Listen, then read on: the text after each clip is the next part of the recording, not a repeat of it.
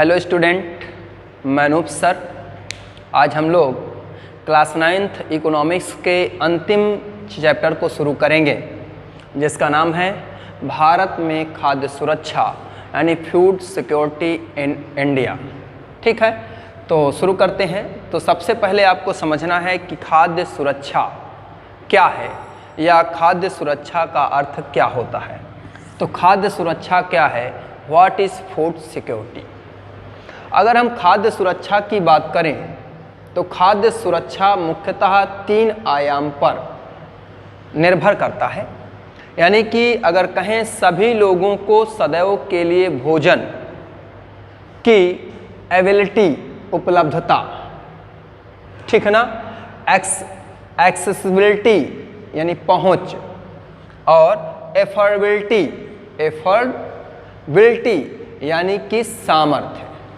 कुल मिला के खाद्य सुरक्षा का अर्थ होता है कि सभी लोगों के लिए सदैव भोजन की उपलब्धता, पहुंच और सामर्थ्य को प्राप्त करने से जुड़ा होता है। इनको अलग अलग देखते हैं। तो सबसे पहला है खाद्य उपलब्धता। मतलब कि खाद्य उपलब्धता की बात है, यानी कि एबिलिटी।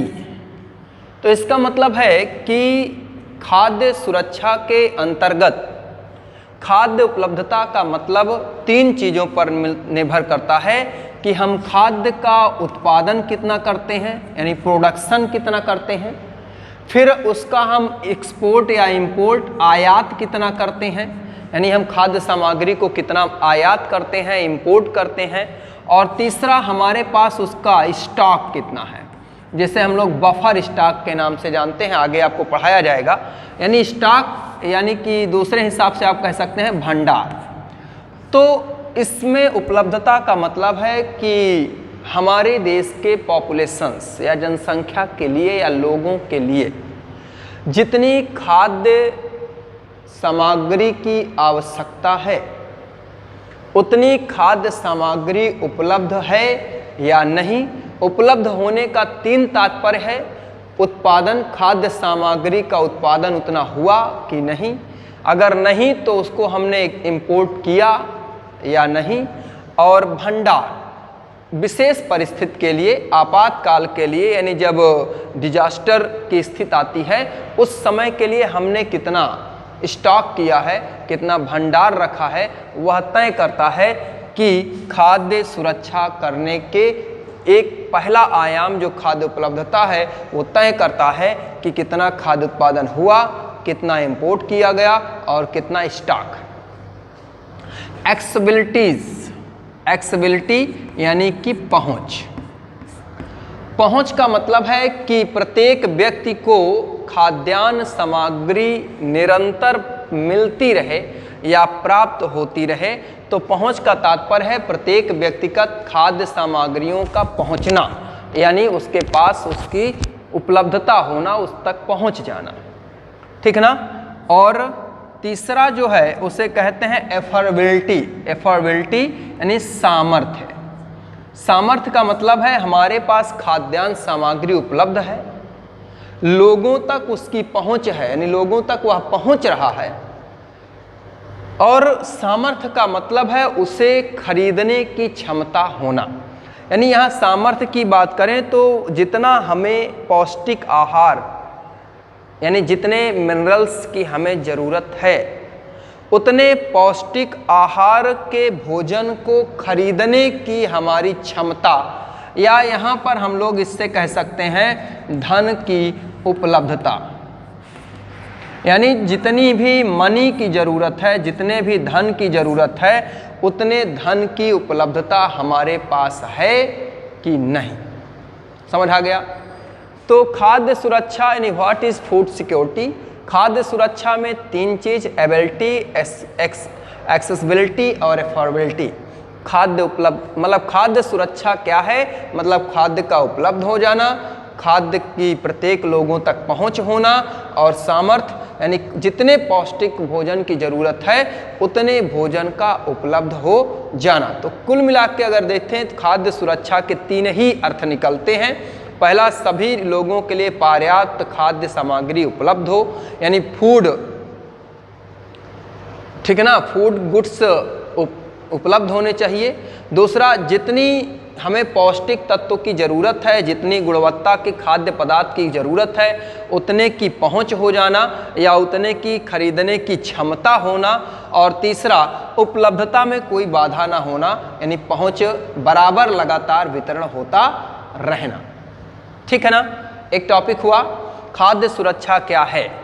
तो खाद्य सुरक्षा का मतलब आप समझ गए, खाद्य सामग्री का उपलब्ध होना, लोगों तक बिना किसी बाधा के पहुंचना और लोगों को खरीदने का सामर्थ्य होना ही खाद्य सुरक्षा कहलाता है।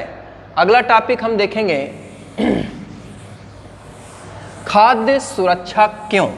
अभी तो था खाद्य सुरक्षा क्या है, अब देखेंगे हम लोग खाद्य सुरक्षा क्यों, यानी हमें अपने खाद्य सुरक्षा, व्हाई फूड सिक्योरिटी, यानी हमें खाद्य सुरक्षा क्यों करनी चाहिए, खाद्य सुरक्षा की क्या ज़रूरत है, इस पर बात करेंगे।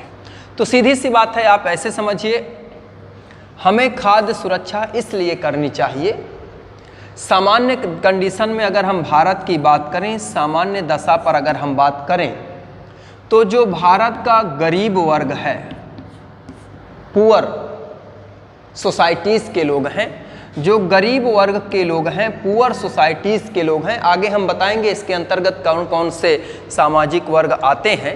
तो जो गरीब वर्ग के लोग हैं, यह अधिकांशतः क्या होते हैं, खाद्य सुरक्षा की दृष्टि से असुरक्षित होते हैं, यानी इनके पास खाद्य सामग्री की जो एक्सेसिबिलिटी है, जो पहुंच है, वो निरंतर नहीं होती है। दूसरी, लेकिन यहाँ दूसरा देखें, कभी कभी आपातकाल में, आपात की स्थिति में, यानी कभी कभी जब अकाल पड़ जाए, यानी फैमिन आ जाए, या फिर डिजास्टर की स्थिति पर, आपातकाल की स्थिति पर, या किसी प्रकार की आपदा कर दें, आपदा यानी डिजास्टर। आपदा कैसी हो सकती है, भूकंप आ सकता है, जिसे हम लोग अर्थक्वेक कहते हैं, अर्थक्वेक यानी भूकंप आ सकता है, सूखा पड़ सकता है, सूखा मतलब समझते हैं कि डेजर्ट, बारिश कम होना, फ्लड हो सकता है, बाढ़ आ सकती है। इसके अलावा जो है सुनामी आ सकती है, सुनामी को हम सुनामी ही बोलते हैं, आदि आपदाएं आती हैं।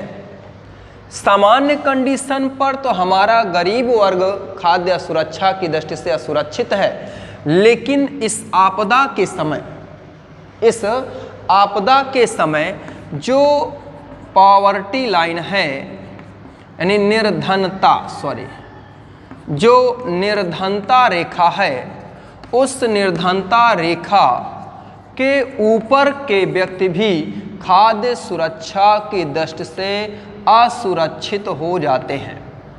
समझ आया? बताया गया खाद्य सुरक्षा इसलिए जरूरी है क्योंकि हमारे यहाँ सामान्य कंडीशन पर तो सामान्य गरीब वर्ग ही असुरक्षित रहता है, उससे लगातार खाद्य सामग्री, फूड्स, गुड्स की सप्लाई नहीं हो पाती है, उनकी एक्सेसिबिलिटी नहीं बन पाती है। वहीं आपदा के समय, यानी जब डिजास्टर की स्थिति आती है, तो डिजास्टर के समय जैसे भूकंप हो, सूखा हो, बाढ़ हो, सुनामी आदि के समय, इन गरीबों के साथ साथ निर्धनता रेखा से जो ऊपर के लोग हैं, वह लोग भी क्या होते हैं, खाद्य पहुंच की दृष्टि से असुरक्षित हो जाते हैं। इस परिस्थिति पर, ऐसी स्थिति पर लोगों को खाद्य सामग्रियों का वितरण किया जा सके, लोगों तक खाद्य सामग्री की एक्सेसिबिलिटी को बनाए रखा जा सके, इसके लिए हमें खाद्य सुरक्षा की ज़रूरत होती है। जैसे अभी कोरोना के समय खाद्य सुरक्षा की ज़रूरत पड़ी, क्योंकि लॉकडाउन के समय कोई भी कार्य करने में सक्षम नहीं था, सभी कार्य बंद किए गए थे। इसलिए सरकार द्वारा मार्च से लेकर सितंबर तक सभी परिवारों को निःशुल्क अनाज वितरण का कार्यक्रम चालू किया या लागू किया, यानी लोगों तक खाद्यान्न सामग्रियों की जो पहुंच है एक्सेसिबिलिटी है उसको लगातार बनाए रखा गया। और कैसे रखा गया? क्योंकि हमारे पास उसकी क्या थी? एबिलिटीज थी, उपलब्धता थी, हमारे बफर स्टॉक पर था, तब उसकी पहुंच बनाई गई। सामर्थ्य मूल्य हमने 0 कर दिया था, सामर्थ्य की जरूरत नहीं थी, आप उतना बिना पैसे के भी ले सकते थे, ठीक है ना। तो यही बताया जा रहा है कि किसी आपदा के आने पर जो खाद्यान्न उत्पादन है, खाद्यान्न उत्पादन कम हो जाता है। जब खाद्यान्न उत्पादन कम होता है तो जो उपलब्धता है, एबिलिटी है, वो घट जाती है। जब एबिलिटी घटती है तो उनका प्राइस मूल्य बढ़ जाता है। जब एबिलिटी घटती है तो उनका मूल्य बढ़ जाता है, और जब ये मूल्य बढ़ता है तो इन निर्धन लोगों के सामर्थ्य से बाहर हो जाता है। समझा गया? जब उस खाद्यान्न का मूल्य बढ़ गया, प्राइस बढ़ गई, तो ये जो गरीब वर्ग है इसके पहुंच से बाहर हो गया, इनके सामर्थ्य से बाहर हो गया, जिसके लिए हम लोग ने एफोर्डेबिलिटी शब्द का प्रयोग किया था। तो इनके एफोर्डेबिलिटी से क्या हुआ? बाहर चला गया, इनके पहुंच से बाहर चला गया। और अब जब यह इस अनाज को नहीं खरीद पाएंगे, यानी अनाज की कमी हुई, जब अनाज की खाद्यान्न उत्पादन में कमी हुई तो उसका मूल्य बढ़ा, उसका मूल्य बढ़ा तो ये निर्धन वर्ग इसको खरीदने में असमर्थ हो गया, यानी इनके सामर्थ्य से बाहर चला गया। परिणाम, अब यहाँ पर भूखमरी की स्थिति आएगी, यानी इन्हें खाने के लिए खाद्यान्न नहीं प्राप्त होगा, तो किसका? स्टारवेशन शुरू हो जाएगा, यानी भूखमरी शुरू हो जाएगी। भूखमरी मतलब क्या है? स्टारवेशन। स्टारवेशन प्रारंभ हो जाएगा, यानी भूखमरी प्रारंभ हो जाएगी। और जब ये भूखमरी यानी स्टारवेशन दीर्घ काल तक चल गई, यानी कि लॉन्ग पीरियड तक, लंबे टाइम तक भूखमरी चल गई, तो मजबूरी में जो गरीब वर्ग के, जो असुरक्षित वर्ग के लोग हैं, वह लोग दूषित जल, सड़े गले फूड्स को खाना शुरू करेंगे। और जब सड़े गले फूड्स और दूषित जल का प्रयोग शुरू करेंगे तो फिर महामारियां आएंगी, यानी एपिडेमिक शुरू हो जाएगी। परिणाम क्या होगा? जब ये दीर्घ काल तक चलेगी तो महामारी, ठीक है ना, महामारी मतलब एपिडेमिक, एपिडेमिक की कंडीशन होगी, महामारी शुरू हो जाएगी और लोग मरने प्रारंभ हो जाएंगे। उस महामारी से लोगों अपनी जान गंवानी शुरू कर देंगे। तो ये होता है कि इस परिस्थिति से बचने के लिए, महामारी जैसी स्थिति आने से बचने के लिए हमें फूड सिक्योरिटी करनी चाहिए। एग्जाम्पल है, भारत के बंगाल में 1943 में अकाल आया। अकाल मतलब फैमिन, ठीक है ना, अकाल पड़ा। और इस अकाल में हुआ क्या कि इस अकाल के कारण यहाँ चावल का उत्पादन, यानी चावल का प्रोडक्शन कम हो गया, और चावल की कमी के अभाव से लोग भूखों मरना शुरू हो गए, या दीर्घ काल तक जब लोगों को खाद्यान्न सामग्री नहीं मिली तो भूखमरी आई और महामारी फैल गई। और इस महामारी के कारण लगभग 30 लाख लोग मारे गए।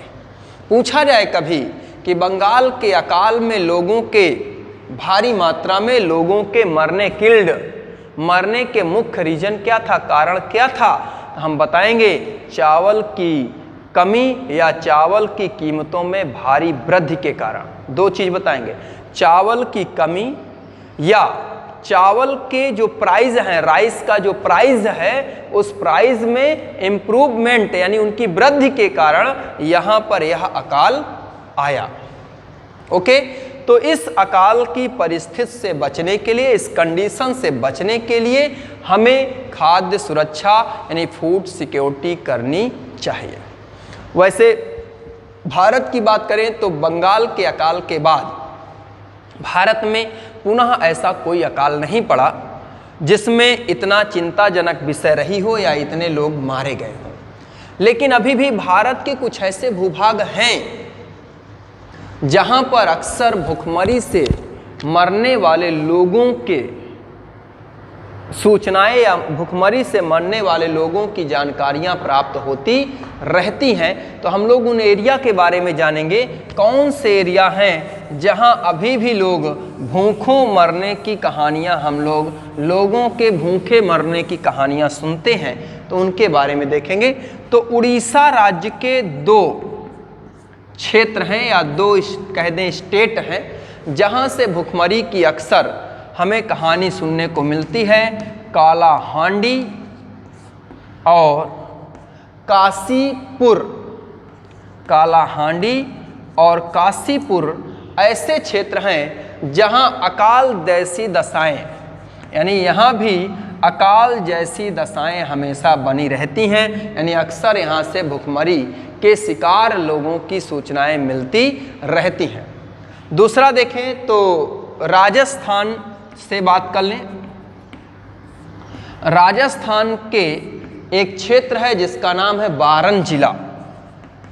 बारन जिले में भी ऐसे भुखमरी से मरने के लोगों की जानकारियां मिलती रहती हैं या ऐसे समाचार या ऐसे न्यूज आते रहते हैं। इसी प्रकार से झारखंड है। झारखंड का जो पलामू जिला है, झारखंड के पलामू जिले से भी भुखमरी के कारण मरने वाले लोगों की सूचनाएं मिलती रहती हैं। तो ये इन राज्यों के ये ऐसे क्षेत्र हैं जहां अभी भी अकाल जैसी परिस्थितियां बनी रहती हैं। अक्सर यहां से भुखमरी से मरने वाले लोगों की सूचनाएं आती रहती हैं या जानकारियां प्राप्त होती रहती हैं। तो आज हम लोग यहीं तक देखेंगे इस वीडियो में। नेक्स्ट वीडियो में हम लोग देखेंगे खाद्य असुरक्षित कौन है, यानी हु आर फूड मतलब इंसर्च कर दे या कह दें खाद्य की दृष्टि से सबसे अधिक असुरक्षित कौन है। इसके बारे में हम अगली वीडियो में देखेंगे। आपको वीडियो पसंद आई हो तो लाइक एंड सब्सक्राइब जरूर करें।